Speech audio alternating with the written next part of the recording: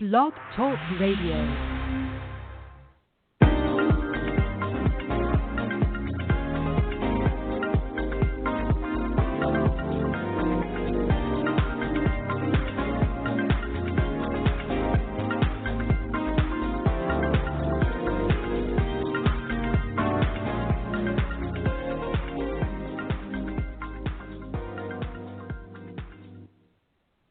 Hey everyone, this is Renée Lowe, and I am the host of the Queen Layer. This is our podcast, and I tell you, this week has been long, but we are here. I was thinking about the podcast and what I really wanted to talk about, and I kind of like to recap the week and kind of give you some insight of some things that we've actually dealt with as a company. But I think today I'm just going to give some pointers, 3 major keys and pointers on things that entrepreneurs must do. And really what that comes out of is that I get a ton of questions, DMs, emails, all the time about what are the things that I should be doing.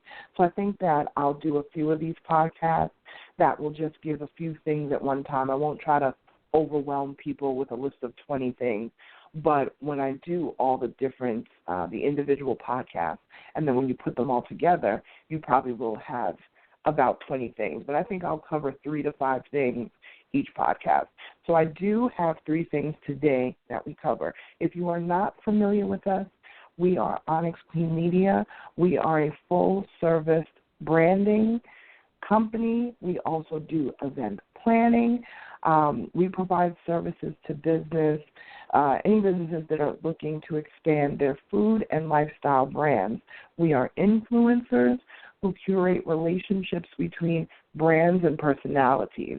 We create brand awareness and revenue by growing your media platform. Our mission here at OnyxQueen Media is always to maintain a values-driven approach. That means that we are completely transparent in the way that we run our business. We listen to your vision and your goals to ensure that we formulate a creative plan that will always unfold into success. You are no longer alone in your business journey. We become your trusted thought partners. We're here to invoke change, innovation for your brand. So we are here to be that extra pair of arms, the extra brain for your brand to help you get through and navigate the process of being an entrepreneur. It is not easy. You know, I was actually reading an article recently about entrepreneurship and how it psychologically affects the brain, even depression. And I think that's something that I'm probably going to bring a guest on in the near future to talk about because entrepreneurs also go through a lot of highs and lows, you know, and it can definitely affect your relationships. You know, it can affect your relationship with your significant other, your children, even other business partners. So definitely stay tuned in future podcasts because we definitely will touch on that as well. The 3 things that I wanted to cover today, we're covering 3 key things that entrepreneurs must do. The 3 things are set reasonable goals. Okay, that's number 1. Number 2, make sure your customers or your clients, make sure that they always come first. And the 3rd thing is invest in marketing. Oh, that's a big one. I'll save that one. Definitely save that one for last because that is a big one. But let's look at the first thing. Set reasonable goals. As an entrepreneur, we always think that we can do everything ourselves. We think that we can do 10 things at once. We are the jack of all trades and the master of none. I am a firm believer because I've done this myself. I used to be that person. What you really should focus on are take everything has a season. Take a couple of things in a particular time of the year that you can focus on and go 150% on those couple of things. And then take another part of the year, by quarter, by month, whatever it is, and focus on those things. Set goals for your business that you can actually attain. If you set all of these lofty goals that you'll never attain, you'll feel like you're failing all the time. And that's something that entrepreneurs deal with all the time. They're constantly feeling like, I'm failing. No, you're learning. But part of that is to set goals that you can actually attain. Set smaller goals, then expand those goals, and then take those expanded goals and widen those. But it takes steps. Entrepreneurs are notorious for skipping steps. This is why so many entrepreneurs fail within their first year of business, because they don't set attainable goals. They don't write a business plan. Your business plan, that's another thing.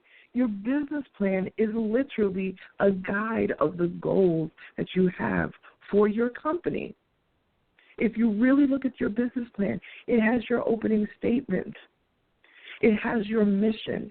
It has everything that it is that you want to do for your business written out strategically and methodically right there in your business plan. Your business plan talks about all of the goals that you have for your company. This is what you should be following. That doesn't mean your business plan won't change over time. I am the type of person within my own business that I review my business plan at least a couple times a year just to see where I am. And I do revise parts of it. You know, your business plan has so many goals. Set reasonable goals. You know, you may think you have the next it thing. Set reasonable goals, and you will achieve it, to be realistic, okay? So set reasonable goals. Number 2, make sure that your customers or your clients, make sure that they are always first. Stop worrying about the services that you're offering to your clients. Stop worrying about the different products that you're trying to churn out to the masses. When you start putting your services and your products in front of your clients, that is a recipe for disaster, because it means that you're not really listening to the bottom line. And the bottom line is you want to provide specific products and services to the clients. You want to provide for their needs. Also, people have to remember, and I always say this, and I've said this a few times in other podcasts, but I always say this to my clients, you need to find a solution. Don't worry about selling the product. Oh, I have, Acme, ABC, doodad. We're not worried about that. Find a solution for a particular thing that you want to solve. So maybe you are a chef and you want to help people get healthy. So meal prepping may be your thing. Teaching people how to portion control, that may be your thing. So stop pushing, I have meal prep. Yes, you have meal prep, but what is it solving? So now you need to tell people, I have meal prep. This is great for people on the go who don't have time. This is great for mothers who may have multiple children and they don't have time to eat healthy. This is great for the entrepreneur on the go who just doesn't have time. You need to sell the solution, not the product. So make sure if you're selling a solution, that means that you're listening to your clients and your customers. Listen to what it is that they want. Put them first. And all the other stuff is going to come after that, because you may have a product that really isn't good for the market. So listen to your market. Your market are the people who are potentially going to buy from you. So listen to what it is that they need. What are they trying to solve in their life? And you will come up probably with a product or solution that you didn't even think of even offering. That will work itself out. So make sure your clients and your customers come first. Now here's the third one, and this is a big one. Invest in marketing. Invest in your brand. I cannot say this enough. You cannot have the mentality, it's like, okay, I'm going to put out this phenomenal thing and everybody's just going to come running over. It doesn't work that way. You have to methodically really think about investing in marketing, investing in your brand, okay? You cannot just be out there and say, oh, if I just do this, everybody's just going to run towards my service. Invest. Invest, invest, invest. Work with a brand manager. That's one of the things that I do with my clients. That's one of the things that this company is about. We work with our clients to make sure that their brand is as strong as it can be out in the world. So it could be regionally, it could be nationally, it could be globally. So make sure that your content marketing is on point. Make sure that your metadata, if you are not familiar with metadata, Google it, META data, metadata. Make sure your search engine optimization, your SEO is on point. That metadata, just to give you the short version, is behind the scenes of your website. So whoever is building your website, make sure that they're putting in keywords in the header of the coding that is building your website. All the stuff that you see in the background of your website.